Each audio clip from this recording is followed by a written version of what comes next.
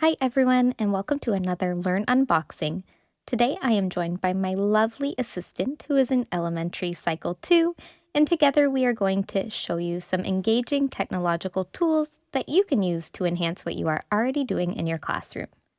So today we are going to show you Kubo, who is a screen-free robot that is perfect for all levels of elementary. You will notice that we sped up this video a little bit because we ended up playing with Kubo for about an hour.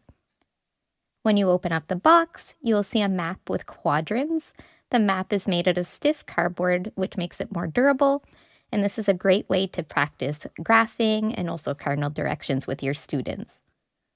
The robot comes in 2 pieces, a head and a body. Before you use it for the first time, you will need to fully charge it. You can plug in the micro USB charge cable into Kubo's body. It takes about 2 hours to charge and will run about 4 hours on a full charge, so you can easily get 3 to 4 lessons without having to recharge. As my assistant shows, to turn Kubo on, you simply join the head to the body. You do want to caution your students to be careful when joining the head to the body because there are small pins that you can damage if you're really pushing hard. The head and the body are magnetic, so let the magnets do their work when assembling Kubo. In the box, you will also see directional tag tiles, loop tiles, and play tiles, which you will use to tell Kubo what to do.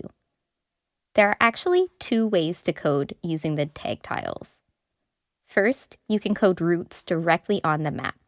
This is a good option for people who are new to coding.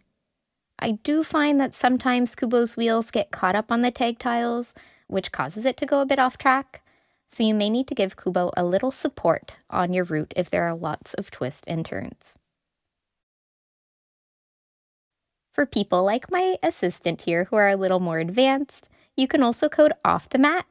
This is a good way to transition to learning about functions, which is a fancy word for sequences of memorized commands.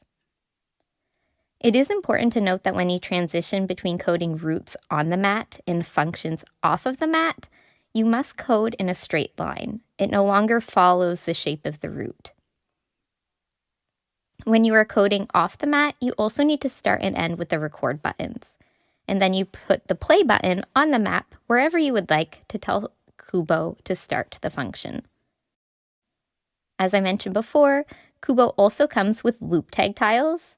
Here, I told my assistant that their code was using too many tag tiles, and I challenged them to see if they could make Kubo do the same thing using less tag tiles.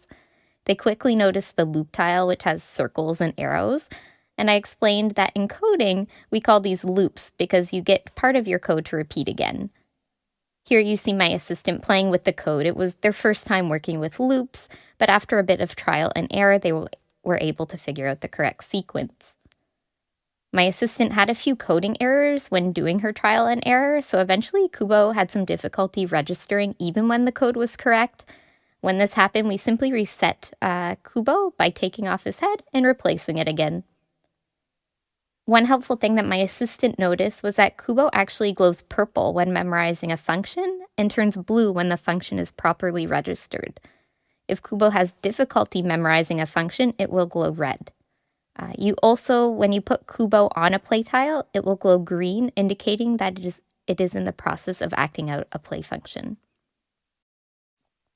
Kubo can memorize 2 separate functions at a time, as my assistant is demonstrating. You can also teach Kubo to do subroutines by placing the play tile inside of another coded function. As you will see, these little robots are fun and easy for elementary students to use. There are also lots of ways to infuse them into what you're already teaching in the classroom. Teachers can make a free account on Kubo Portal where you can find templates that you can use to make your own maps or costumes. For example, here, my helper turned Kubo into a rainbow cat and had it navigate to their spelling words. Later on, we made a map with geometry shapes to practice grade 2 geometry concepts. So I gave cues like travel to a figure with 4 sides, and then they navigated Kubo to the shape. Some other ideas might be to have students make maps of their community, to retell stories, retell things that they learned in social science class, or even illustrate their knowledge of a science concept like animal habitats or the water cycle. I should mention that there are also extension kits that can be purchased for additional costs to explore more advanced coding concepts or mathematical operations like addition, subtraction, division, or multiplication. If you have any questions about Kubo or other digital devices, we are here to help, so please reach out to us or your local RÉCIT consultants for support. You can also follow us on Twitter or Instagram for more fun teaching tools and ideas. Follow Learn for more fun teaching ideas.